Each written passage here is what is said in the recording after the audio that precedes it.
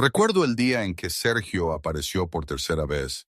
Era un miércoles, ya atardecía, y yo estaba en el garaje, intentando poner orden en mis herramientas. José estaba con su madre esa noche, una de esas visitas entre semana que habíamos acordado para que el niño no estuviera siempre viajando los fines de semana. Sentí un pequeño alivio, aunque en el momento no supe muy bien por qué. No hasta que vi el sedán negro rodar lentamente por la calle de Ajofrín y detenerse frente a la casa de María. Esta vez, Sergio no llamó a la puerta. No tuvo la insolencia de hacer como si tuviera algún derecho a estar allí. Se quedó en el coche, el motor encendido, y yo lo veía a través del parabrisas, el teléfono pegado a la oreja, sus ojos fijos en la puerta principal de María. Parecía un depredador, sí, esperando a que su presa se agotara, o tal vez simplemente a que la paciencia de ella se rompiera. Pero María, ella ya no era la misma mujer que yo había visto encogerse en su propio umbral unas semanas antes. Algo en ella se había endurecido, no con agresividad, sino con una resolución que me caló hasta los huesos. Y en ese instante, parado entre llaves inglesas y tornillos oxidados, supe que lo que estaba a punto de suceder, o lo que ya había estado sucediendo, no era solo su lucha, era la nuestra. Demasiado tarde, me pregunté, un frío recorriéndome la espalda. No sé muy bien cómo llegamos a este punto. La vida, supongo, tiene una forma extraña de arrastrarte a lugares donde nunca pensaste que estarías, ni querrías estar, para luego mostrarte que son exactamente donde necesitas pertenecer. Todo empezó no con una explosión, sino con una bandeja de lasaña. Una bandeja de lasaña que apareció en el momento preciso. Apenas llevaba 20 minutos en Ajofrín. 20 minutos desde que volví a este pueblo que una vez fue mi hogar y que ahora se sentía como un refugio, un escondite. Estaba bajando cajas de la camioneta con mi hijo José, de 5 años, medio dormido en el asiento del copiloto, su cabecita contra la ventanilla, ajeno al polvo y el olor a humedad de nuestra nueva casa. Y entonces la vi. Estaba al otro lado de la calle, con una fuente de lasaña entre las manos, como si me hubiera estado esperando todo este tiempo.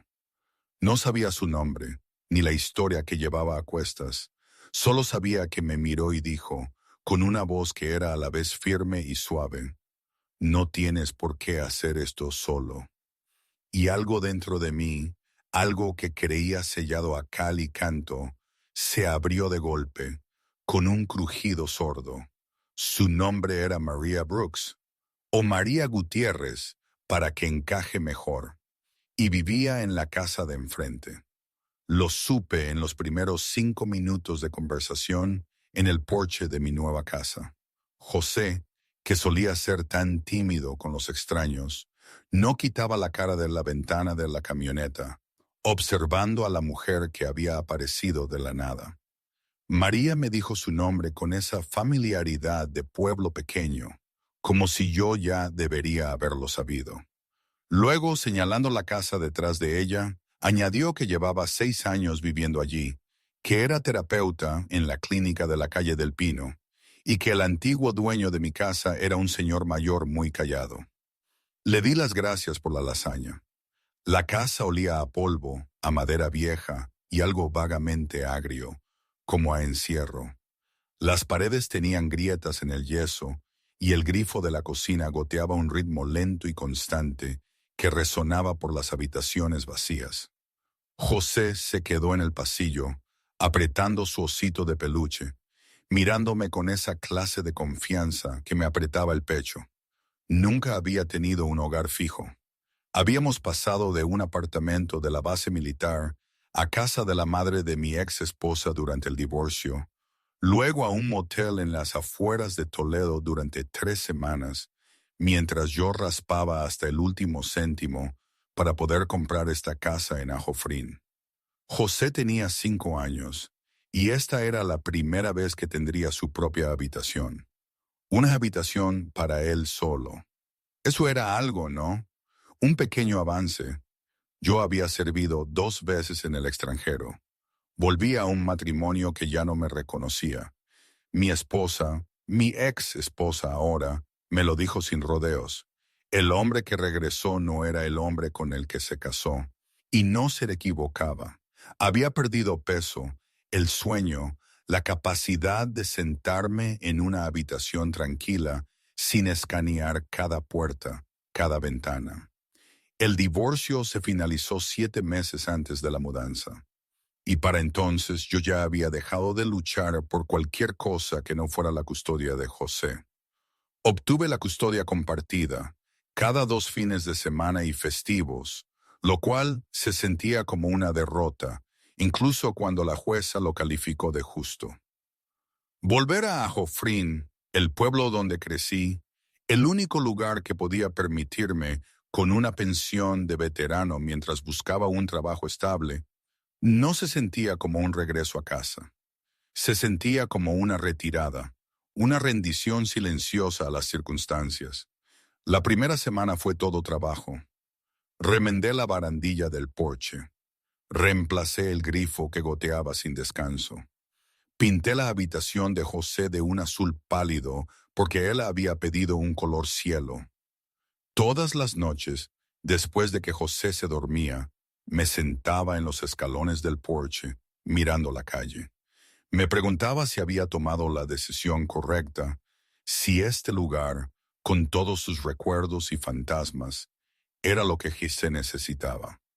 Y todas las noches, la luz de la cocina de María seguía encendida al otro lado de la carretera, un cálido cuadrado amarillo en la oscuridad. Una vez me saludó con la mano desde su ventana. Le respondí, nada más. Pero esa simple presencia, ese pequeño gesto, era un ancla que no sabía que necesitaba. Pero María no se detuvo en la lasaña. La tercera mañana apareció en mi puerta con 2 tazas de café humeante y un nombre. Carmen, la mujer que llevaba el mercado de agricultores los sábados. Me dijo que si necesitaba productos frescos con poco presupuesto, Carmen hacía descuentos a los veteranos. Yo no le había dicho a María que era veterano. Debió haberlo escuchado de alguien en algún sitio, porque así funciona Agofrin. Todos lo saben todo antes de que tengas la oportunidad de decirlo tú mismo. El cotilleo era como el aire que se respiraba aquí, inevitable e omnipresente. Te envolvía, te calificaba, te ubicaba en el mapa del pueblo. A finales de la segunda semana, María me había presentado a la mitad del pueblo sin que se sintiera como caridad, ni como una obligación forzada. Me llevó al bar de Manolo en la calle Mayor, donde Manolo le dio a José tortitas gratis y lo llamó Soldadito.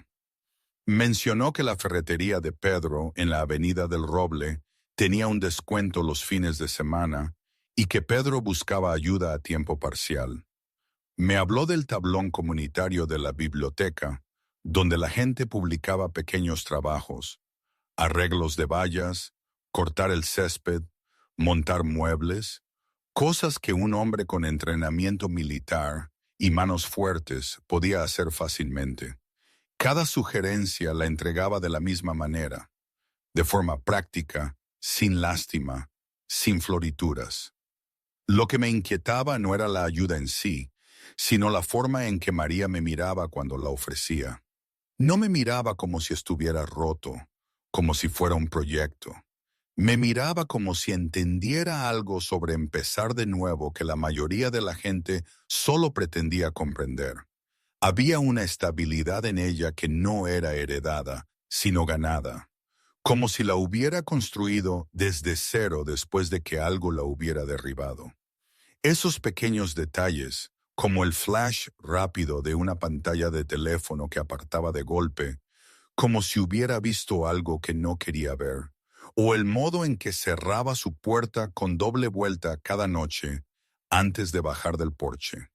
Cosas que observaba y guardaba sin atreverme a preguntar. Aquí tengo que hacer una pausa, un momento. Porque todo esto, la forma en que María llegó a mi vida, la rapidez con la que las cosas empezaron a encajar, a veces me parecía irreal, quiero decir, un tipo como yo, recién salido de una vida hecha pedazos, con un hijo al que intentar darle una estabilidad que ni yo mismo tenía. Y de repente aparece esta mujer que parecía sacada de un sueño, pero que era tan real, tan de tierra. En el ejército, las cosas eran claras: órdenes, misión, vida o muerte. Aquí, en Ajofrín, de repente la vida civil te lanzaba una lasaña y te preguntaba si estabas dispuesto a volver a creer. Era una locura, una apuesta, y yo no era precisamente un experto en apuestas sentimentales. La mente militar, siempre buscando patrones, debilidades, puntos de entrada. No había un manual para esto, y eso me aterrorizaba, me fascinaba, pero lo más importante, me hacía querer quedarme, aunque el miedo me carcomía. ¿Era demasiado bonito para ser verdad? Esa pregunta me taladraba el cerebro constantemente. En mi interior, la voz de mi padre se hacía eco. La recuerdo tan clara. Nunca confíes en algo que suene demasiado perfecto, hijo. La perfección es un cuento de hadas para los tontos. Él se refería a los mercaderes y sus promesas vacías, pero ahora, en mi mente, resonaba con cada interacción con María, con cada pequeña señal de esperanza que me ofrecía esta nueva vida. Era un recuerdo incómodo, un recordatorio constante de que la vida real rara vez era tan amable.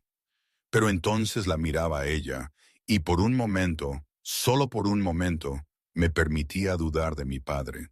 Quizás, solo quizás, había excepciones a la regla. José se acercó a María más rápido de lo que esperaba. Mi hijo, mi hijo era tímido con la mayoría de los adultos, a menudo escondiéndose detrás de mi pierna cuando los extraños le hablaban. Pero con María algo era diferente. Ella se agachaba a su altura cuando le hablaba. Le hacía preguntas sobre su osito de peluche, su nombre, su comida favorita, si roncaba por la noche, y escuchaba sus respuestas con la clase de seriedad que los niños reconocen como real. Una tarde, José hizo un dibujo de 3 monigotes de palo frente a una casa azul. Señaló al más alto y dijo: «Ese es papá». Luego al mediano: «Esa es María». Y luego al más pequeño: «Ese soy yo». Me quedé mirando el dibujo mucho tiempo después de que José se fuera a la cama esa noche. Un mes, y ya no podía fingir que esto era solo amabilidad de vecina. María y yo habíamos caído en un ritmo que se sentía demasiado deliberado para ser accidental. Ella me ayudó a lijar los muebles de la cocina un sábado por la mañana. Yo arreglé el escalón suelto de su porche trasero ese domingo. Condujimos juntos a recoger a José de su primer día de orientación en el parvulario, y cuando el niño salió del edificio con un dibujo de un camión de bomberos, nos lo mostró a ambos por igual, como si fuéramos una unidad. En el mercado de agricultores el fin de semana siguiente, Carmen nos miró a los 3 y sonrió de una manera que decía que ya había decidido lo que esto era. Yo lo sentía. Lo sentía cuando María pasaba junto a mí en el estrecho pasillo de mi casa y su hombro rozaba mi brazo. Lo sentía cuando se reía de algo que José decía y me miraba para compartir el momento, sus ojos encontrándose con los míos medio segundo más de lo necesario. Lo sentía como un zumbido bajo cada interacción, cada día más fuerte, y me aterrorizaba. Porque la última vez que me había permitido sentirme así por alguien, había terminado en papeleo, silencio y un niño de 5 años preguntando por qué papá vivía en una casa diferente. Una noche, después de que José se durmiera y María estuviera sentada en mi porche, terminando una botella de vino que habíamos compartido, dijo algo que me golpeó más fuerte de lo que probablemente pretendía. Me dijo que podía verme alejándome, que cada vez que nos acercábamos a algo honesto, yo encontraba una razón para levantarme, revisar a José, cambiar de tema. Miré la calle oscura y no dije nada por un rato. Luego le dije la verdad, le dije que no confiaba en mí mismo para hacerlo bien, que mi historial con las personas que importaban no era bueno, que José era lo único que no podía permitirme estropear. Y todo lo demás, incluyendo lo que se estaba formando entre nosotros, se sentía como un riesgo que no tenía derecho a tomar. María dejó su copa en la barandilla del porche. Me miró directamente y dijo que no me estaba pidiendo una garantía. Me estaba preguntando si estaba dispuesto a intentarlo. No perfectamente, no sin miedo, solo honestamente. Me quedé con la pregunta, como si pesara algo físico. Pensé en la casa detrás de mí, medio reparada y llena de cajas que aún no había desempacado. Pensé en el dibujo de los 3 monigotes de José. Pensé en la forma en que María cerraba su puerta 2 veces cada noche, como si ella también supiera lo que se sentía no estar segura. Y antes de que pudiera pensarlo demasiado, antes de que la vieja maquinaria de la duda pudiera activarse y paralizarme, dije sí. Decir sí resultó ser la parte fácil. Vivir dentro de ese sí era algo completamente distinto. En los días que siguieron, me encontré haciendo algo que reconocí del ejército: escanear en busca de amenazas. Esta vez no físicas, sino emocionales. Observaba el momento en que María me vería claramente y decidiría que no valía la pena el esfuerzo.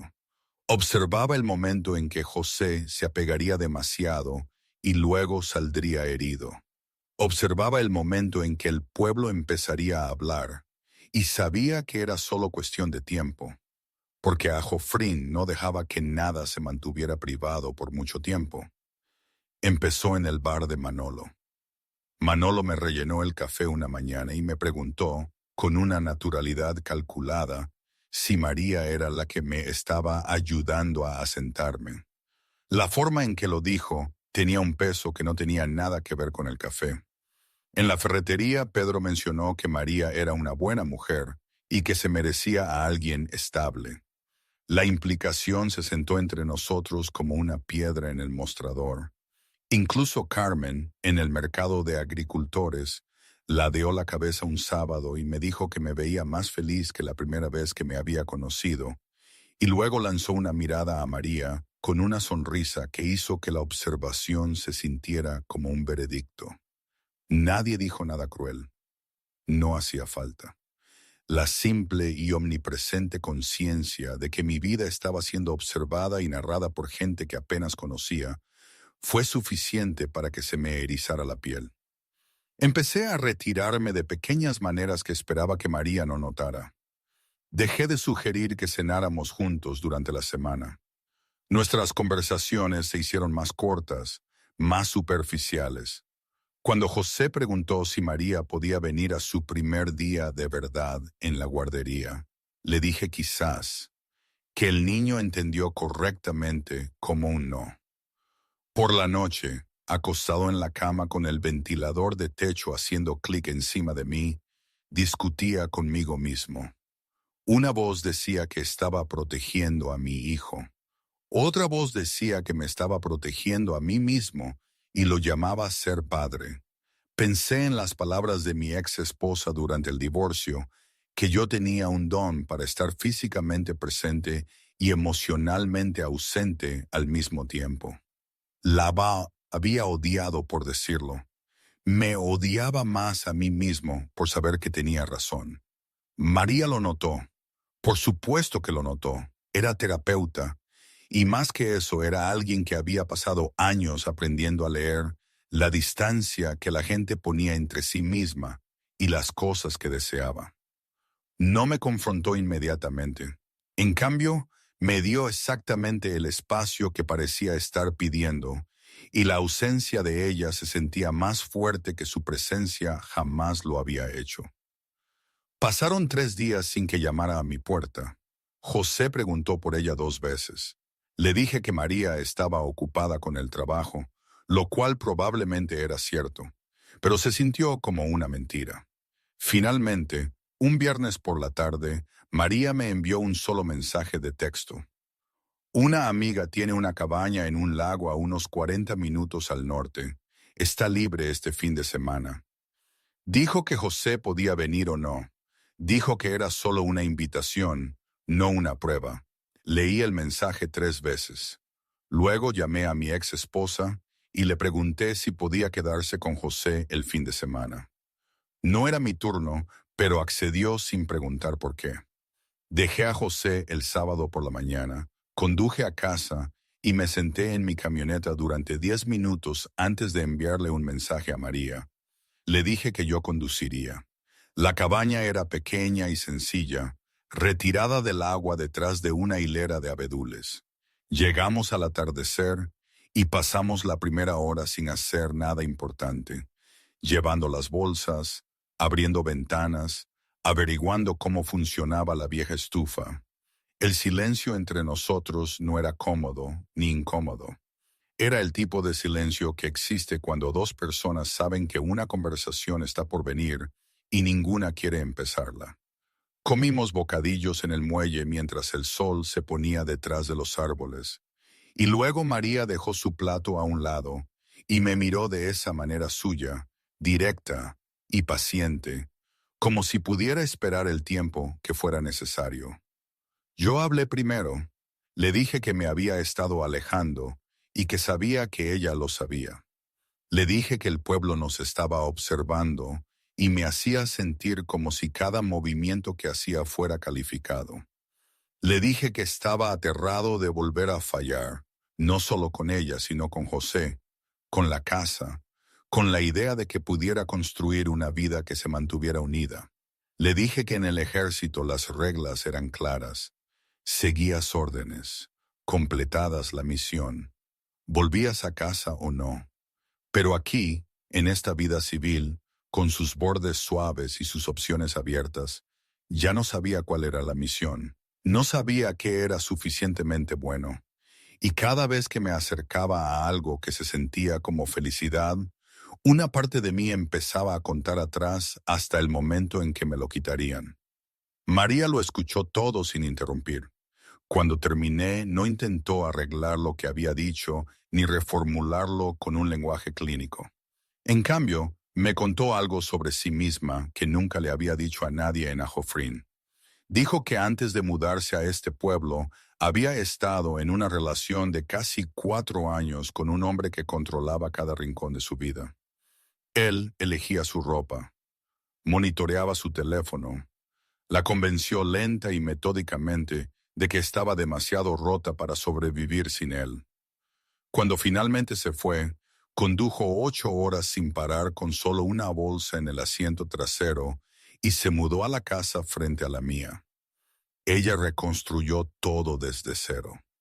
Su carrera, sus amistades, su capacidad para dormir toda la noche sin revisar las cerraduras. Y me dijo claramente que no hizo todo eso para convertirse en la parada de descanso de nadie. No sería la mujer que ayuda a un hombre a sanar solo para verlo irse una vez que se siente mejor. La honestidad de eso me golpeó como agua fría. Entendí lo que me decía. No era una amenaza. Estaba nombrando lo que no podía volver a sobrevivir, y al nombrarlo, me pedía que decidiera.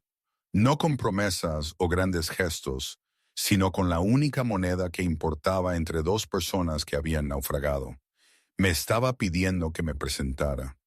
No perfectamente, no sin miedo, solo consistentemente, honestamente, con ambas manos abiertas. Miré el lago y luego volví a mirarla. Le dije que no podía prometer que no cometería errores, pero podía prometer que no desaparecería, que cuando las cosas se pusieran difíciles, me quedaría en la habitación. María sostuvo mi mirada por un largo momento y luego asintió una vez, como si un contrato acabara de firmarse sin papel. Volvimos de la cabaña diferentes, no más ruidosos, no más visibles, pero más estables. María empezó a pasar las noches en mi casa después de que José se iba a la cama. Cocinábamos juntos. Discutíamos por pequeñas cosas, cómo organizar la cocina, si el porche necesitaba tablas nuevas o solo lijado. Y las discusiones se sentían saludables, ordinarias, como prueba de que esto era real y no una actuación. José empezó a preguntar por María en el desayuno, y yo dejé de sobresaltarme al oírlo. Por primera vez desde el divorcio, la casa de Ajofrín se sentía como lo que yo había querido que fuera. Se sentía como un hogar. Y entonces Sergio apareció. Fue un martes por la tarde, y yo estaba dentro ayudando a José con un rompecabezas cuando escuché la puerta de un coche cerrarse al otro lado de la calle. Miré por la ventana y vi un sedán negro aparcado frente a la casa de María. Un hombre alto parado en su porche con las manos en los bolsillos. María abrió la puerta e incluso desde el otro lado de la carretera pude ver su cuerpo cambiar.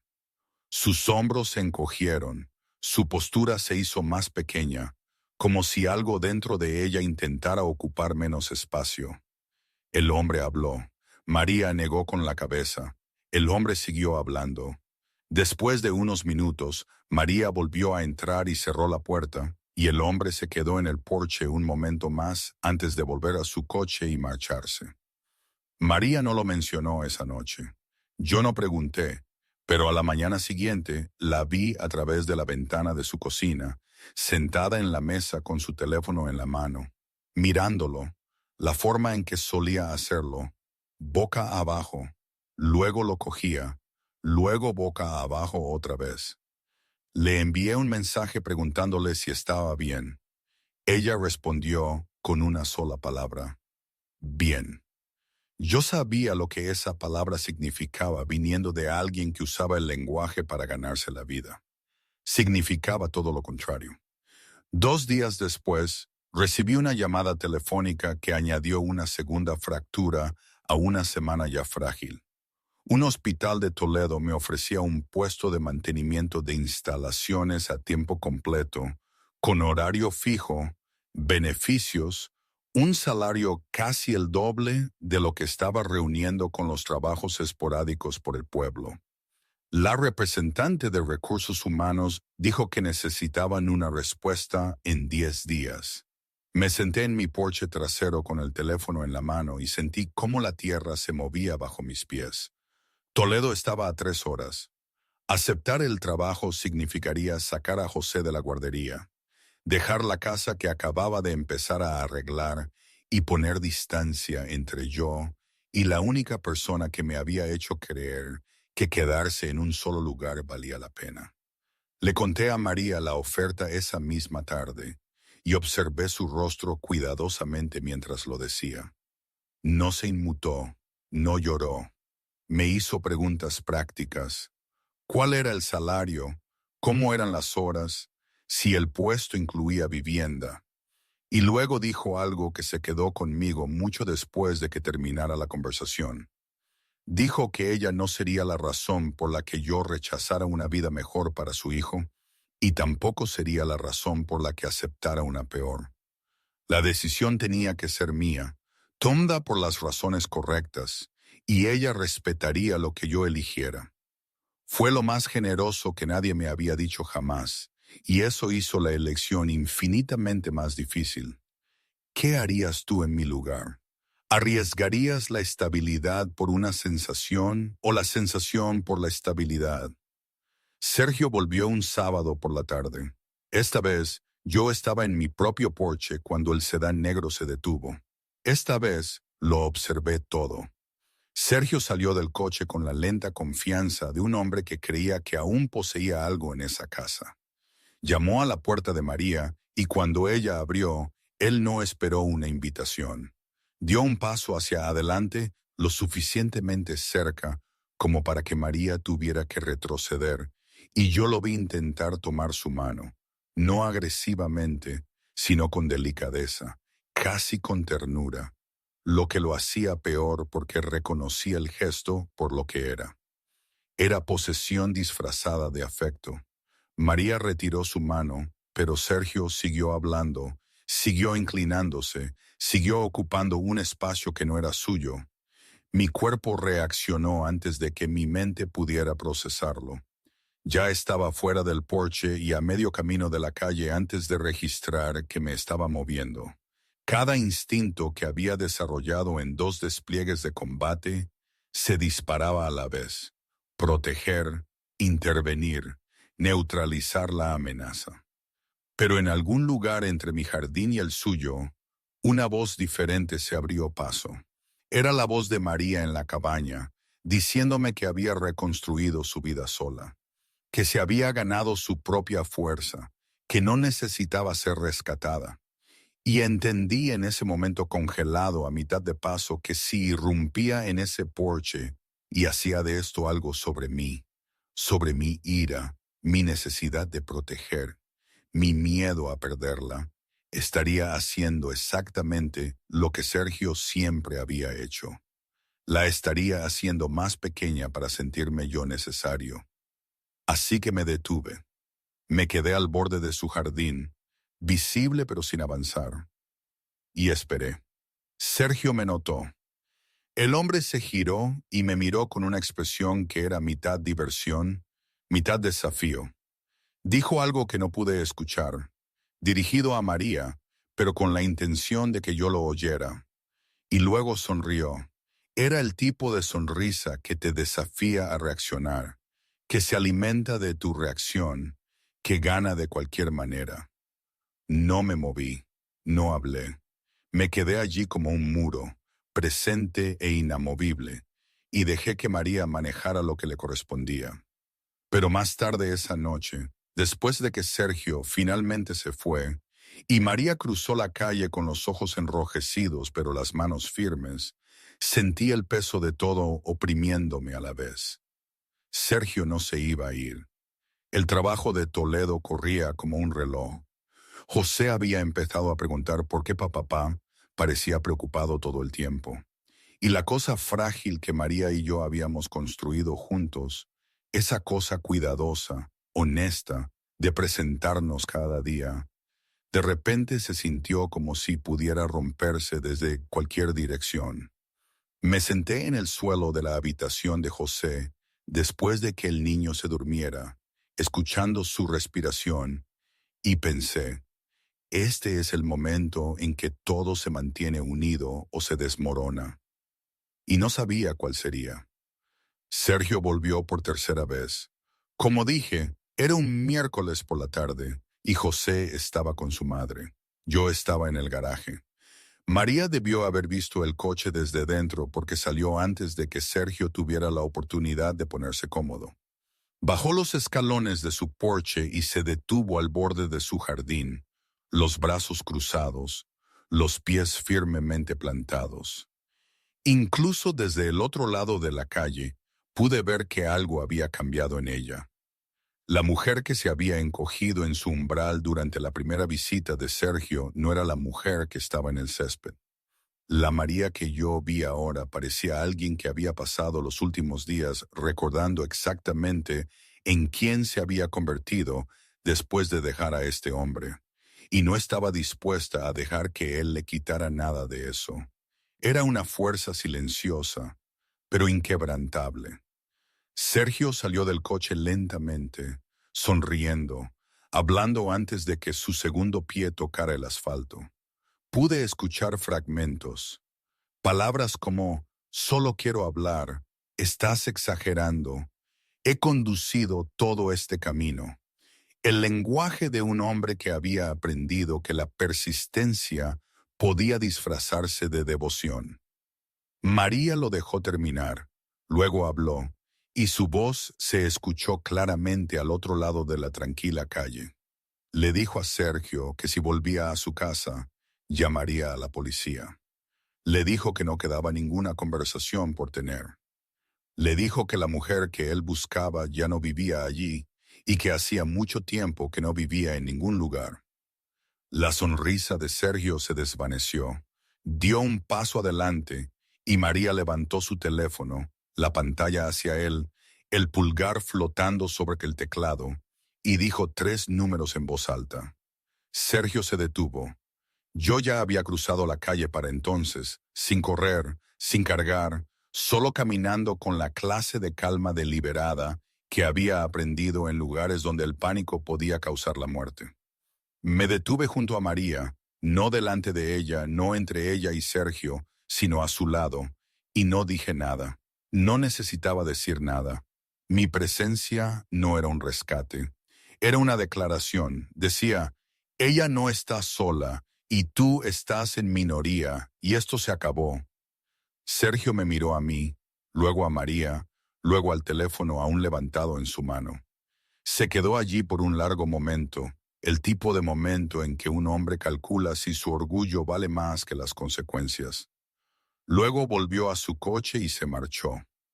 María no bajó el teléfono hasta que el sedán giró la esquina y desapareció. Nos quedamos en su jardín un rato después, sin hablar. Las manos de María temblaban, pero su rostro permanecía sereno. Extendí la mano y tomé la suya, y ella me dejó, y nos quedamos así hasta que su respiración se normalizó. Luego me miró y dijo, gracias. No por protegerla, sino por dejarla protegerse a sí misma. Yo entendí la diferencia. Era lo más importante que había aprendido desde que regresé a casa. El plazo para el trabajo de Toledo llegó 3 días después. Me senté en la mesa de mi cocina con la carta de oferta extendida frente a mí y una taza de café que se enfriaba a mi lado. Los números eran buenos. Los beneficios eran mejores. Sobre el papel era la elección responsable, el tipo de decisión que un buen padre tomaría para asegurar el futuro de su hijo. Pero yo había pasado suficiente tiempo tomando decisiones sobre papel como para saber que el papel no contemplaba las cosas que realmente mantenían una vida unida. Toledo significaba alejar a José de la primera escuela que le había gustado, de la primera habitación que había llamado suya, del primer lugar donde había dibujado un cuadro de su familia e incluía a alguien fuera de ella. Toledo significaba 3 horas de distancia de la mujer que me había enseñado que presentarse no era un gran gesto, sino una práctica diaria. Y Toledo significaba huir de nuevo, no del peligro esta vez, sino del trabajo lento y poco glamuroso de construir algo permanente en un lugar que conocía mi nombre. Llamé a la representante de recursos humanos esa mañana y rechacé la oferta. La mujer al teléfono sonó sorprendida y preguntó si estaba seguro. Dije que sí. Después de colgar, me senté en silencio durante unos minutos, esperando que llegara el arrepentimiento. No llegó. En cambio, lo que llegó fue que una claridad que no había sentido desde antes del ejército, antes del matrimonio, antes de todo lo que me había enseñado a desconfiar de mis propias elecciones. Sabía lo que quería. Quería esta casa, esta calle, este pueblo. Quería los dibujos de José en el refrigerador y la voz de María en la cocina, y el sonido de la puerta mosquitera cerrándose de golpe en las tardes de verano. Quería la vida sencilla, y por primera vez, querer algo pequeño no se sentía como un fracaso.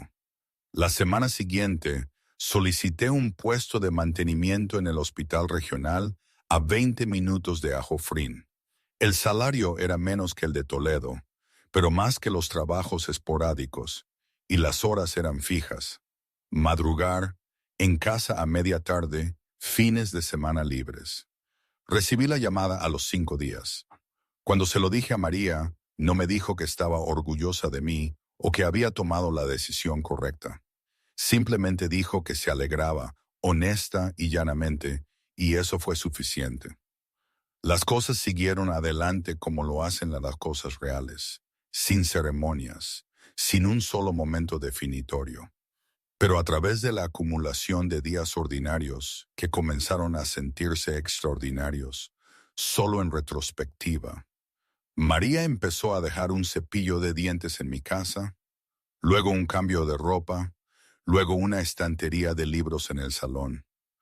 José dejó de tratar su presencia como una visita y comenzó a tratarla como un hecho.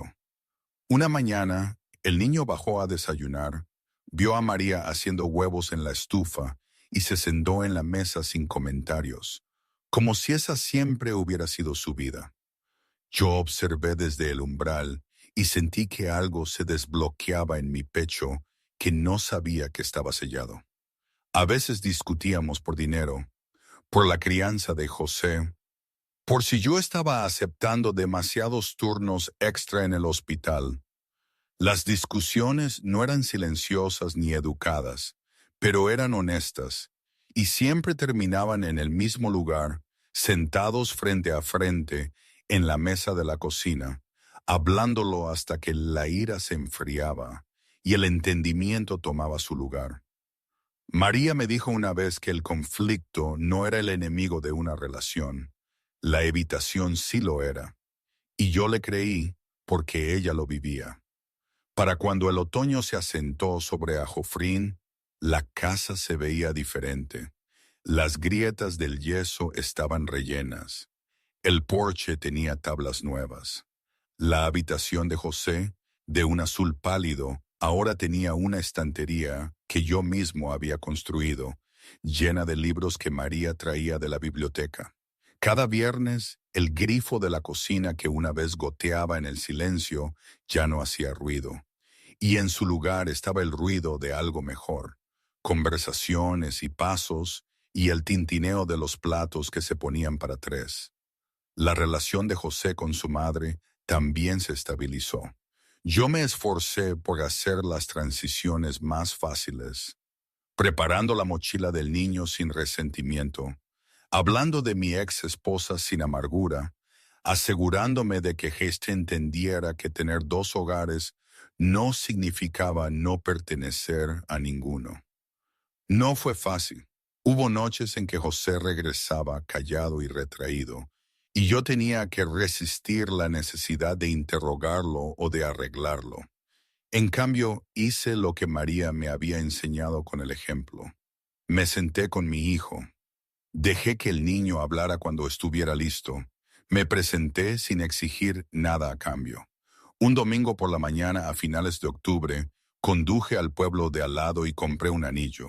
No era caro. Era una simple alianza de oro con una pequeña piedra elegida no por su tamaño, sino porque la mujer de la tienda de antigüedades dijo que había formado parte de un conjunto que perteneció a una pareja casada durante 52 años. Me gustó eso. Me gustó la idea de que el anillo ya supiera cómo durar. No planifiqué la propuesta, no ensayé palabras ni preparé un escenario. Sucedió un jueves por la tarde después de cenar, mientras María lavaba los platos y José dibujaba en la mesa de la cocina. Me quedé en el umbral observándolos, María con las mangas remangadas, José tarareando una canción que había aprendido en la escuela, y sentí la plenitud de aquello, el peso ordinario e irreemplazable de una vida que finalmente era mía. Me acerqué a María, tomé sus manos mojadas entre las mías y le pregunté si quería casarse conmigo. Ella me miró, luego a José, luego de nuevo a mí, y dijo que sí con la misma estabilidad que aportaba a todo. No dramático, no lloroso, solo seguro. Nos casamos en el jardín un sábado a principios de diciembre, cuando el aire era lo suficientemente frío como para ver tu aliento, pero no lo suficiente como para entrar. Carmen, del mercado de agricultores, trajo flores. Manolo, del bar, trajo un pastel que juró haber horneado él mismo, aunque nadie le creyó. Pedro, de la ferretería, se quedó en la fila de atrás y aplaudió más fuerte que nadie. José se quedó al lado de su padre con una corbata de clip y sostuvo el anillo en una pequeña almohada. Y cuando llegó el momento, lo entregó con la solemnidad de alguien que entendía, incluso a los 5 años, que esto era importante. María se mudó oficialmente esa misma semana, aunque para entonces ya era principalmente cuestión de llevar las últimas cajas al otro lado de la calle. La casa que yo había visto una vez como un símbolo de retirada, Un lugar al que había llegado porque no podía permitirse algo mejor, se había convertido en algo completamente diferente. No era perfecta. La calefacción era poco fiable.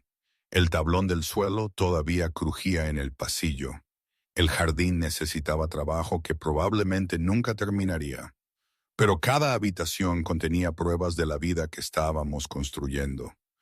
Los dibujos de José pegados a las paredes, los libros de María en las estanterías, mis herramientas alineadas en el garaje junto a un par de botas de lluvia pequeñas y un osito de peluche que había visto días mejores.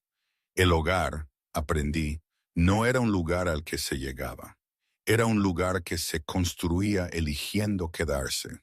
No una vez, en una gran declaración, sino cada día a través de las discusiones y las dudas y las mañanas en que nada se sentía fácil. Era el esfuerzo honesto, era el presentarse. Y hoy sigo pensando en todo eso. A veces creo que fue lo mejor que me pudo pasar, encontrar la calma en esa aparente rutina. Otras veces siento un pequeño escalofrío al pensar en todos los riesgos que tomamos, en la fragilidad de todo. ¿Hicimos lo correcto? ¿O es que lo correcto es solo lo que nos hace sentir bien en el momento? No lo sé. Probablemente ambas cosas. Así es la vida, ¿no? Nada es blanco y negro, nada es perfecto. Pero esta es la nuestra, y por primera vez en mi vida, Carlos Walker estaba exactamente donde se suponía que debía estar, imperfecto, pero presente. Y eso, supongo, ya es algo.